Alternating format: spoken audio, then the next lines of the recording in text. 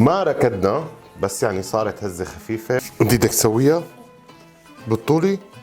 جربي يلا. من الفطور للسحور دائما في طبق دائما عم نقرش منه، شو هو؟ هو المعروق تحديدا. تفضلوا معي لحتى نشوف المعروق كيف بينعمل من طقطقة للسلام عليكم. بداية رح بلش بالنواشف واللي هن كيلو طحين كامل، فوقيه رح ضيف 5 معالق معبيين من حليب البودرة، نص معلقة محلب، عم نحكي عن معلقة صغيرة طبعا، ظرف فانيليا، ظرف كامل بيكنج باودر، بالإضافة لظرفين خميرة. هدلون النواشف اللي حكينا عنهم. هلا بدنا فوقيهم كاستين كاملين من السكر، وبدنا فوقيهم معلقة كاملة من السمن الحيواني، ونص كاسة من الزيت، بالإضافة لحبتين بيض،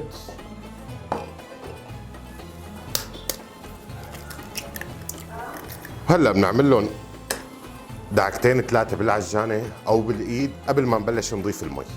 هلا رح أعجنهم مع بعض، وبنفس الوقت هاد رح فتر المي، بدي كاستين من المي ضيف فوقيهم. ما ركضنا، بس يعني صارت هزة خفيفة، وقفنا التصوير. هلا بنرجع بنكمل. كاستين مي فوق العجين، فوق الطحين، بلشنا نخربط كمان من الهزة. وهلا حنرجع نعجنهم مع بعض لحتى يصير القوام اللي بدنا اياه. هلا العجين عنا صار جاهز، رح اتركه ساعة كاملة لحتى يتخمر، وبعد هيك بنكمل شغلنا فيه. رح ناخذ رشة طحين مكان ما بدنا نشتغل، ونطول العجينة تبعنا يلي فعليا هي تخمرت ولساتها طرية.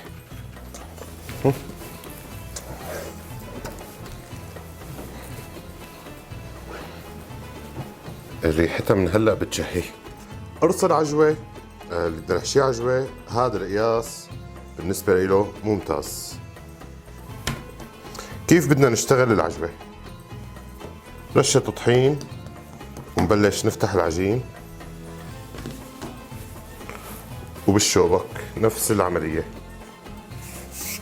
انت بدك تسويها بالطولي؟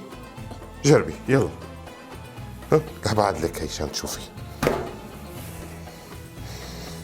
برافو، بس كبسي هيك قوية. ايه كمان، برافو برافو برافو. هلا الحشوة تبعنا هي التمر. انا التمر حاط له شوية سمن.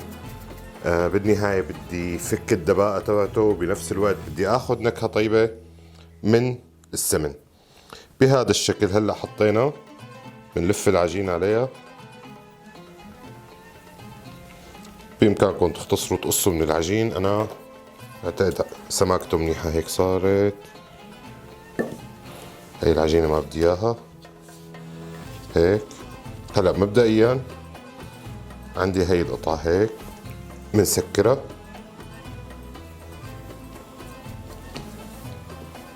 وبدنا نتأكد من تسكيرها كتير منيح.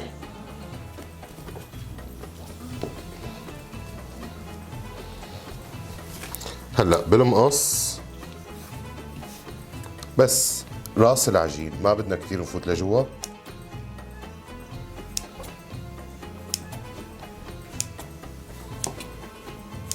حبيت البركة والسمسم. وفورا بعد هيك رح ناخده على الصينية. الصينية دهنها بزيت وحاطط عليها ورق زبدة.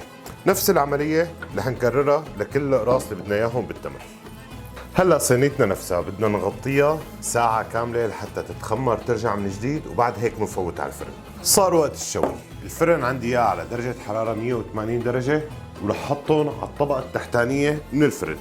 هلا صينيتنا صارت مو بس جاهزة، شوفوا لي على هالمنظر، بسم الله وما شاء الله.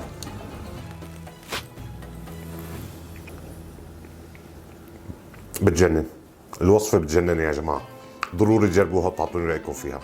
ينعاد عليكم بالصحة والسلامة يا رب. سلام.